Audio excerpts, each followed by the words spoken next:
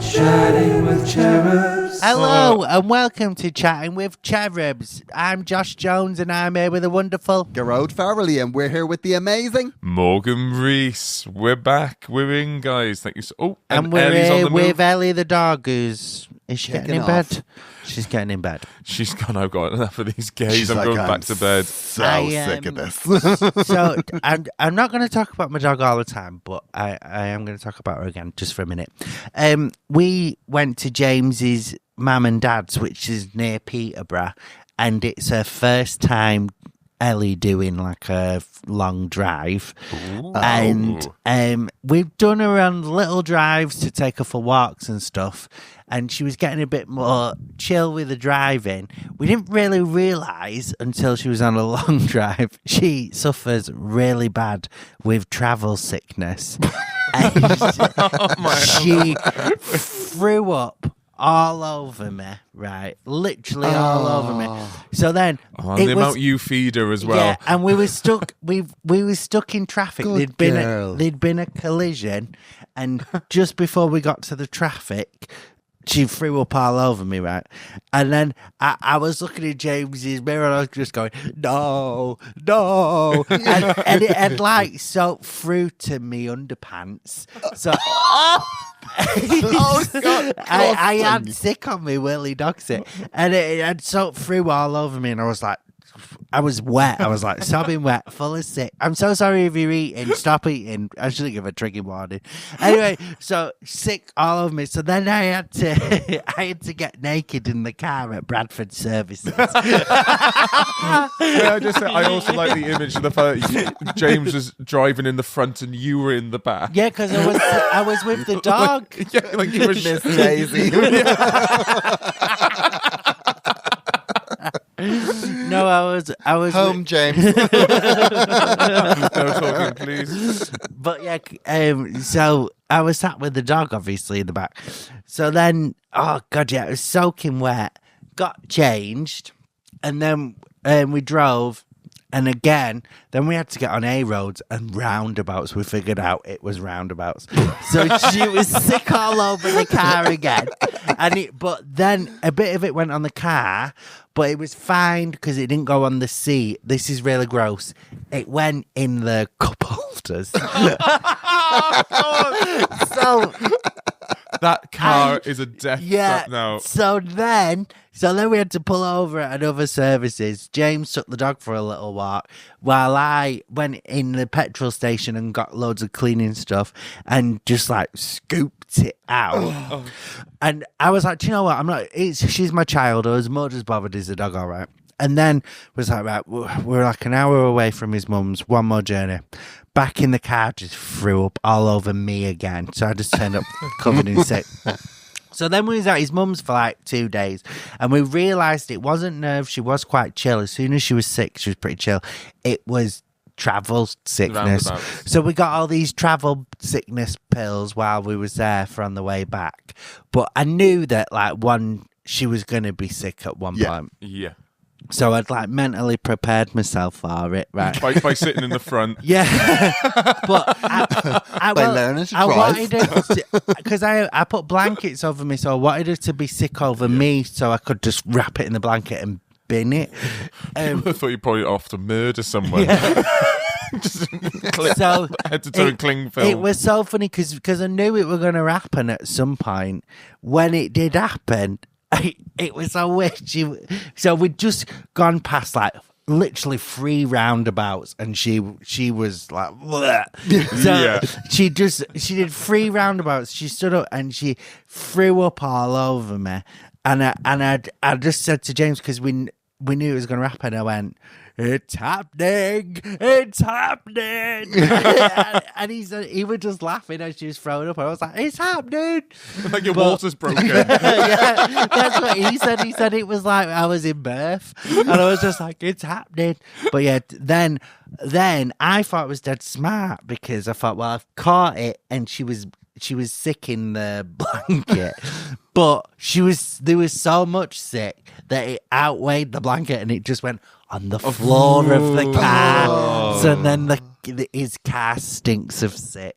Oh, still. That is Yeah, so- we've been trying to clean it out. It's have to get it valid. really bad. Yeah. I know You gotta this get it burned. You gotta get exercise. You've It's gotta really bad. So it absolutely reeks in the car. Bad. I went during COVID. My parents both had COVID, and I made them a fish pie. And it was one of those fish pies, you know, where you put the cream on top, and it was all, and then you've got to put it in the oven for an hour. And whatever happened, I put the fish pie on the floor, and the cream just basically sloshed out, like the cream and leaks, like the most disgusting smell. And it was in my car for, I'd say, 2 months until I eventually borrowed one of those, you know, those Hoovers that wash as well. Yeah. And when I washed the floor of the car, the colour of the water coming out of it was like this Gross. violent green. But she is fine. I just want to say the dog's fine. I don't think I'll do her on trips again. Apparently, you can get better travel sickness from the vets than just pets at home. Oh, but- sure, no doubt. This story might have to get cut. Do you remember the story about when I accidentally soaked myself through at that gig? I don't know whether I've told you. And I had to get changed in front of that blind person. Oh, yeah, I do remember that. Do you not know this? No. Typical Morgan. Go on. So I was running late to this show. I was emceeing it because I dropped all this water and I've been soaked all the way through. So I was just trying to find somewhere to change, and I couldn't. And I get a call from the promoter going, "Where are you? You're about to start the show." I went, "Okay, I'll come. I've soaked all the way through. I'll get changed there. I'll be right there." And the promoter went, "Okay, cool. You got to get here now." And just a heads up, the middle act's blind. I went, "Okay, cool. Thanks. Let me know." And I go backstage. I go to the toilet. It's locked. I go, "Oh, bloody hell!" I go into the green room, and sure enough, there's this person with let's just say their eyes didn't look like normal eyes. And I went, "Okay." Is the blind person that the promoters told me about Wicked. I went, "Hello, my name is Morgan." For some reason, when I meet a blind person, I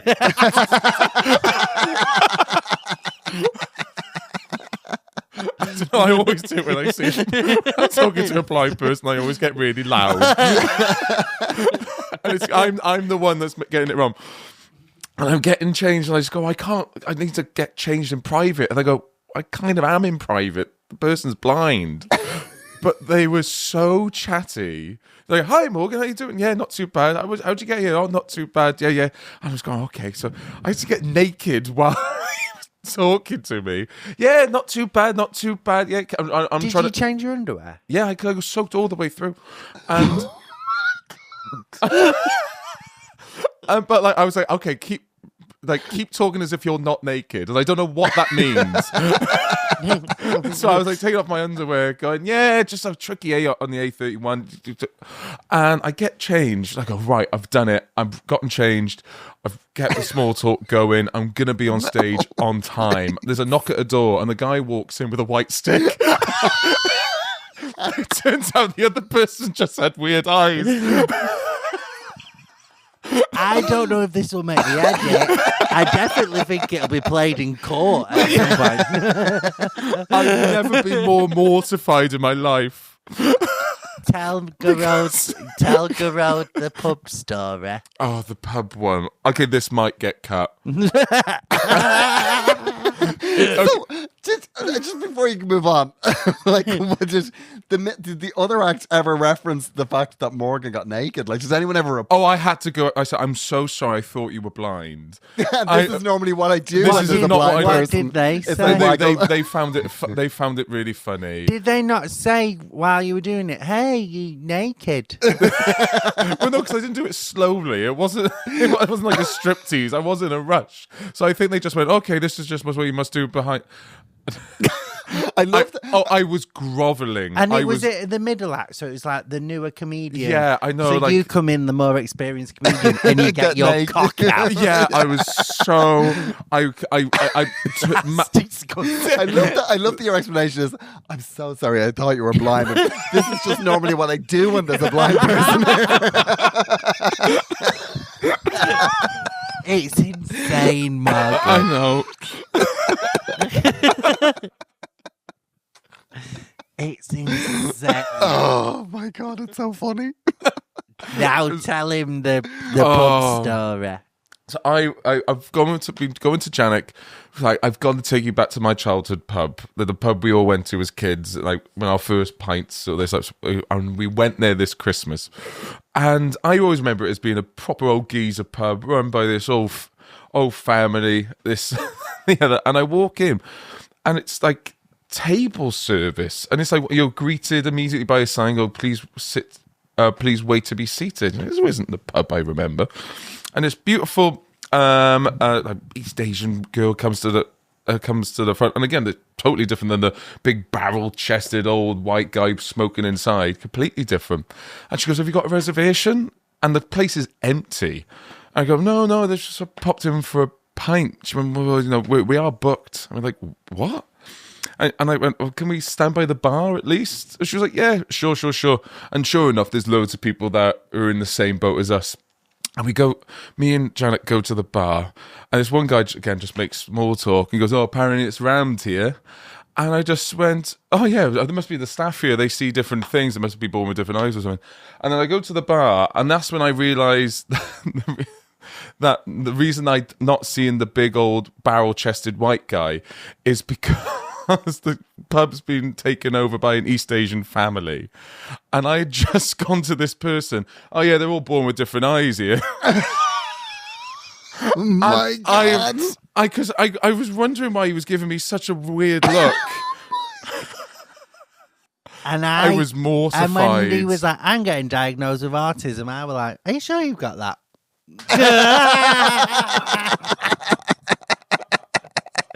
And he's been telling me these sorts of stories for years, which, let's be honest, happen often. It's mad how much it happens. Yeah. So mad. Because we do stand up and stuff. I think a lot of people think the stuff you make up on stage is like properly made up. But I think most of the stand up you tell, for it to be good, it has to be true. There has to be a nugget, a kernel of truth. If you do start making shit up, it just doesn't work. No. So I've always thought, fuck me, the amount of... Because I've done hours of material now, and I'm like, the amount of mad stuff that's happened to me. I know, yeah. It's so weird. And then I became close with Morgan. And I'm like, oh shit, I thought I say the wrong thing. You just say mad shit at the wrong time at least twice a week. I don't know what it is. It is a law of averages because I'm out the house a lot. I'm meeting people and doing things. Yeah, that's actually a good point because if you're more connected to people, the chances that you're going to get it wrong more. Yeah. I don't think you could get naked in front of someone and go, "I just leave the house a lot." It's going to happen at some point. I had to get my dick out at some point today. I'm pretty sure it's going to stand up in court. What reasons do you give to these charges? I just like popping out. I got ants in my pants. It's interesting because I actually told this story in my last show about basically when my parents got a dog, they assumed it was a male dog, and it was actually a female dog. And I told this story in it's a story that's been going around in my family for years, and like all my friends know that it's just a stupid story. And this year last year I put it into my last show, and it was really funny because somebody read a review in Edinburgh from some fucking tool who basically spoke about how this story was like obviously made up and completely implausible and stupid. It's just like literally every word of that's true. Literally every single word of it's true. Oh my God. It's mad. I saw something mad in the gym this week. I was on some training at the moment, and we said before, it's like I go to a budget gym, and for some reason they put the weighing scales in the main gym. Like you're mean. It's gross. It's like a public display. Like it. It's like something I would do that if I owned a gym. It's like a public hanging, but instead of death, it's ego death. Yeah. I think if I owned a gym, I'd do that, and I'd have a camera on the person crying. Yeah, and also there'd be sound effects like wow, wow, wow. You know when you're into those budget ones, and it's the tube. It's the way you do there. But yeah, so the weighing scale's in the middle of the gym. This guy went on it. This guy went on the weighing scales, and it clearly flashed up with his weight, and he just went, "Oh my God!" It's so loud. It really made me laugh. Like you'd see someone being hit by a bus. It's so sad. All of that, like I keep getting these messages from people. Like I don't know, it must be it's just people drumming up for business. Like, but I'd say I've had about 4 or 5 messages from people who are personal trainers. Yeah. And like 2 of them have said, "Do you want to get your Dancing with the Stars body back?" That's offensive. We've spoken was about like, this on yeah. the podcast Oh, before. you absolute bastards. I've not had a message from a personal trainer since we spoke about it on the podcast, so I don't know if words got about. I will physically fight you. If you are a personal trainer sliding into my DMs, I will hunt you down and I'll kill your family. Give me a fetishist or a pervert over a personal trainer. Yeah. Any of that. But if you're being like, "No, I've looked at your photos and it looks like you could lose a bit of weight," but like, I will find out where you live. Because that is my algorithm. It does always like give me suggested posts. Like, we're looking for 10 unfit men in your area that want to turn their lives around in just 10 weeks. It's But, like, like, why if are you- you finding me? Are you? But if you are an unfit person in that area, who is responding to that? Yeah. Like, who's going, "Oh yeah, that's me. That's me. I'm going to turn my life Yeah, and around it's by not on their algorithm. Their algorithm is like, I don't know. chips." Yeah, chips. I'm on Chip Talk at the moment. Yeah, exactly.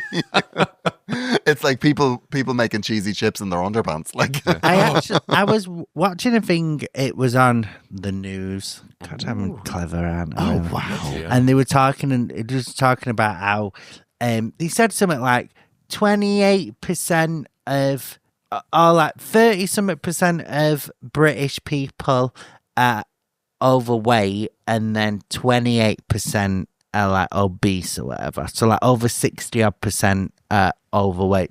But I, for my height, am overweight. But when I look at my body, I'm like, no, I'm not. I'm just broader. Oh, so do you think I'm delusional? No. But like, I don't think. I think sometimes that scale of BMI. it's Yeah, yeah, BMI, I think that's that's all insane, bullshit. though. Oh yeah, like, because bullshit. rugby players are morbidly obese and all Yeah. stuff like that. It's bullshit. So I'm like, because I'm when I start. So on like the end of December, like a couple of days before Christmas, I was like 14 stone 9, right? And like the 20th. And then I was like, okay, let's see if I can get to 15 for New Year.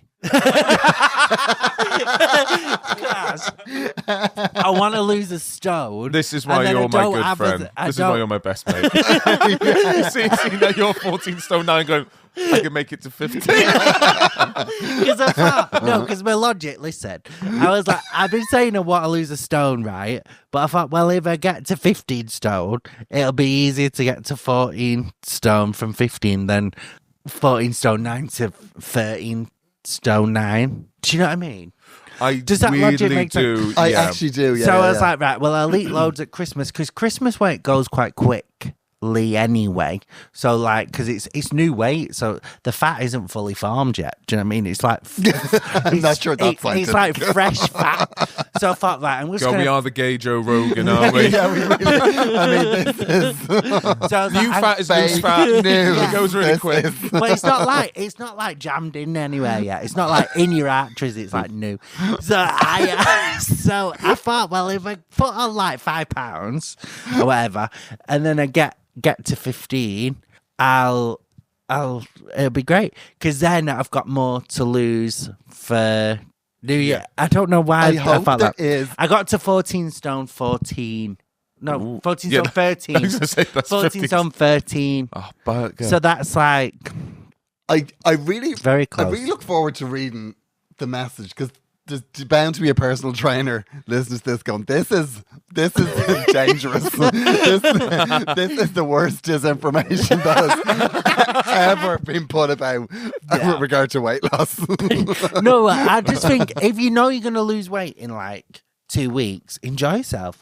Like, so if you know you're going to lose weight, why not like ump up the scale, lose more. Do you know what I mean? Like, that's what my mind was like. Fucking go for it. So anyway, I'm just under 15, and then I weighed myself yesterday, and it'd only been like 3 or 4 days, and I'd already lost like 2 pounds.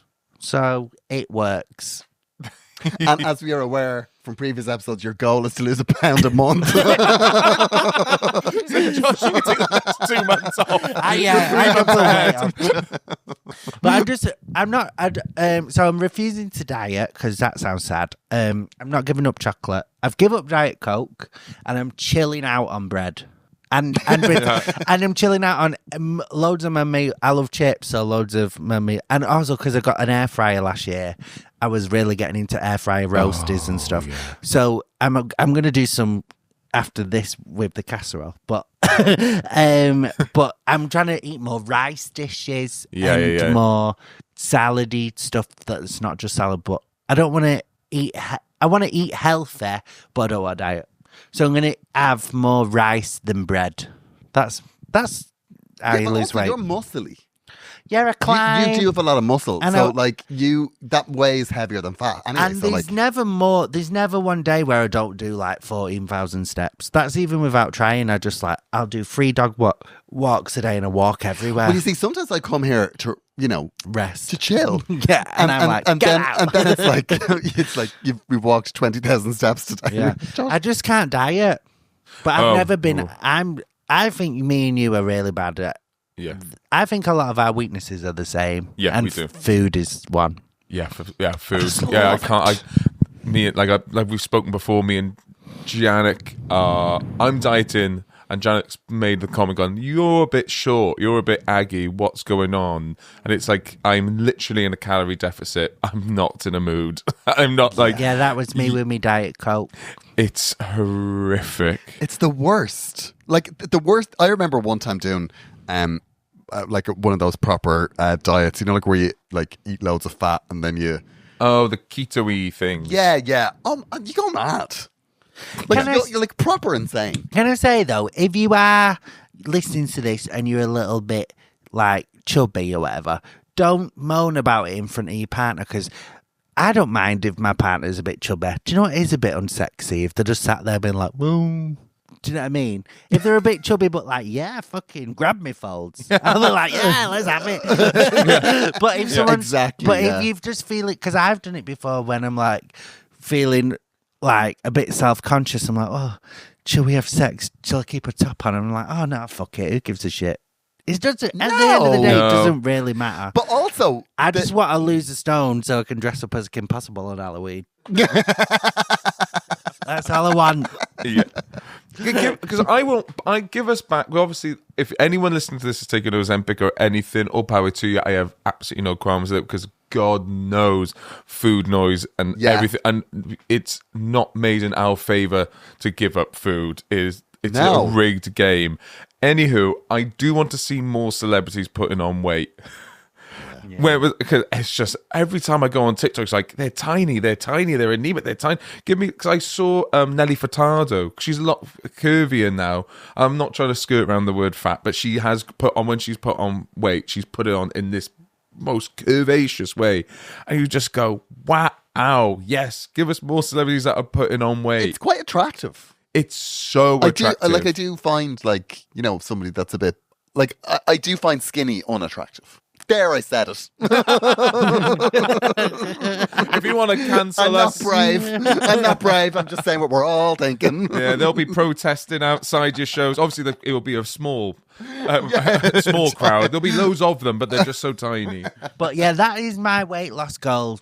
Is my weight loss tip? Is put a bit more on, so that like when you lose it, you're like, oh. Do you know what I mean? Because then you don't have to lose as much. Oh. So it's really good we weren't like rising famous in the era of fitness DVDs. Yeah. I would love to see what your one was. The first half would have been What's Josh's weight loss tip? Bulimia. No, preceded by some hefty binging. no, it's the binging without the being sick. I don't condone that, but I do. I condone put weight on, and then like just get back to where you at now, because then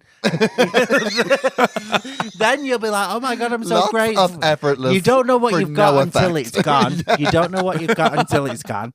So then if you put weight on and then you get back to where you're at today, you'll be like, actually, I was fine all along. Yeah. That's my plan. We're definitely going to get emails that are going to be like, this episode is dangerous. Let's skirt then to a bit more of a less contentious, less sensitive, less of a bomb-field topic. Thank you so much for listening to this episode of Chatting with Cherubs. If you're not already a subscriber, please become one. So it's £3 a month, but that is only for the first couple of 100 people. That's going to run out soon, and then it'll be a £5 a month. So please sign up right now and become a Patreon at Chatting with Cherubs Patreon. You Yeah. smooth Oh my bitch. god. Thank you. I've got another question for you guys off the romance page. Go on. Oh. If you had to give me a warning label, what would it say? We'll say the wrong thing to the wrong people. We'll get naked in front of blind people. We'll shout at blind people whilst waving his cock in the face.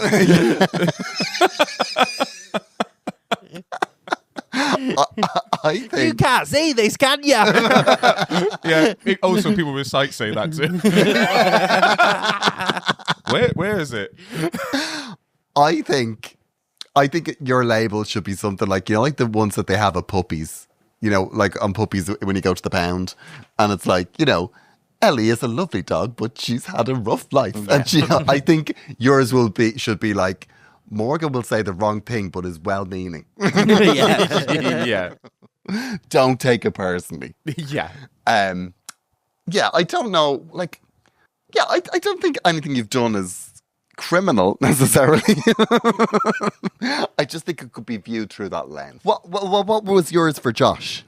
What warning label? You don't really need labels on perfection. Fragile's coming to mind.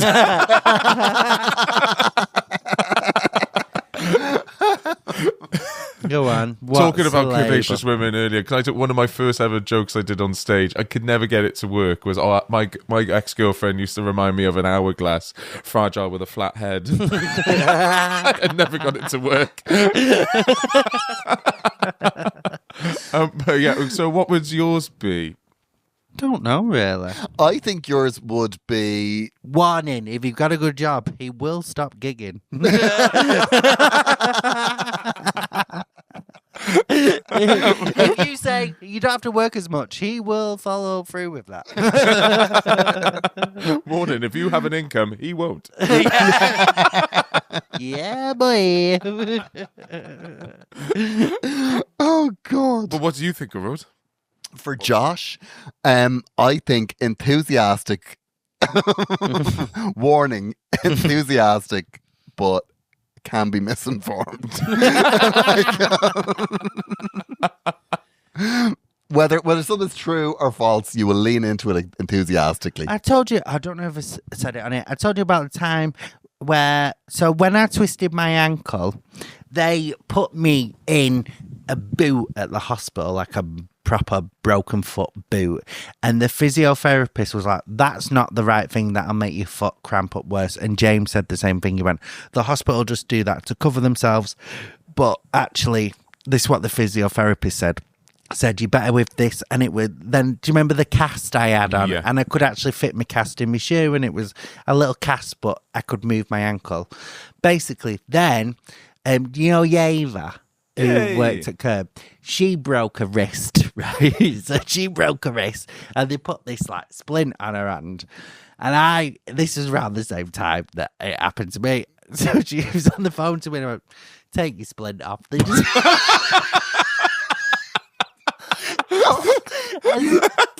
Splinter. You just do that because they have to. You don't need that. Take those stitches out. They're just. I don't know who's more stupid because she took it off, right? And then about a day late, it was a day later, I was speaking to James. I was speaking to James in the kitchen. I've never seen him look so disappointed in me. And I just told him, oh, you even broke a wrist. But I said, don't worry. I said, take your spine. And It's those pesky hospitals. I went, take his spine off. James went, phone her back right now. I had to phone her back and be like, do you know, like, I said, yeah, you're going to have to put that back on. She went, yeah, fuck, my wrist was really hurting. But the thing, because James was like, she's broke her wrist. You twisted your ankle. That's not the same. And then I felt bad because she had an operation, didn't work. She had to go back and have another operation. And I'm like, was that kind of from my advice? I don't know. She never said it was. Once again, this is the most dangerous episode we've ever. Exactly. Massive health warnings. Yeah. If you want, Take off your splint and eat more. So, but what would be beyond Gearoi'd? What would Gearoid's warning label be? I would think it bites. Fucking hell. I think it'd be a just vicious piece of shit, really. I would just like people to know that I'm adorable. I am I'm adorable. Lovely. I don't know what your warning be. I think you can be passionate about some things that I'm just like, I'm not that bothered. But me and you, I think you're my friend who I'm probably the opposite to the most. Really? Yeah, I think you're a bit more, you're quite passionate and a bit like, come on. And I'm like, woo. I'm like, "Mate." Is this because you got Josh was offered a gig before we were, and you were going to see a musical that night, and I was like, I think you should do the gig. Yeah, and you today. looked so annoyed. Yeah. Basically, I have 6 musical booked in my diary, and then my agent would text me while you were both here today, being like, there's a big corporate showcase, and it's on the same day as my musical. Corporate gigs are where you can make the most money. Yeah. And I've not really had that many of them, and this is an opportunity to get seen by all the people who book them. And now we're like, well, I'm not going because I'm going to 6 musical, and Gearoi'd was like, you should go to the corporate thing. Yeah. And I thought, well, James has booked the tickets, so I'll ask James, and hoping that James would be like, no, baby, we're going to the musical. And he was like, Josh, I think you should go to work. And I was like, oh. I want to go to the musical. I'm planning on retiring next year anyway. I don't even know where I'm going. I think it's so funny that like you have like you've got the same plans as Lady Gaga. Like I'm out one more year, one more tour, I'm done. You do Adele it. You really go. But I'm going to throw a hypothesis here, and I want to say if Gearoi'd wasn't here, you would be going to 6 the musical. Yeah. Because I wouldn't have even asked James. I wouldn't have done the gig. There's been big gigs that have been offered, and I've told James on the day, I got offered a gig for today, but I said no. Because look how much fun we're having. And he's like, how much was the gig? And I'm like, you don't need to know. I'm here. Thank you for the tickets. Yeah. Give me your card. Thank you so much for listening to Chatting with Cherubs. We have a Patreon and we would love you to subscribe. There, at the moment, it's £3. It will be going up to £5 once we hit, I think it's 200, isn't it? Yes, yes. And then it's going through the roof. I am on tour at the moment. Gearoi'd Rage is the name of my show, and I've added extra dates in Manchester, Liverpool, and I think Brighton, maybe? Yeah. Is it Brighton? I don't know. Anyway, one of the places. Gearoi'dFarrelly.com is where you'll find all the information. Joshua. I've got extra dates starting in February, ending in April, so very soon. And you can get tickets at joshjonescomedy.com. Morgan. And I am on tour later this year with a show called What a Bummer. You can get tickets at morganreescomedy.com. But otherwise, guys, we'll see you fingers crossed Tuesday for the Patreon. You would have subscribed by then, please. But otherwise, we see you on Thursday. And follow us online and email us any questions you want asked out or any stories you want read out on the podcast. All right, everyone. We'll see you next week. Bye-bye. Bye-bye. Chatting with Cherubs.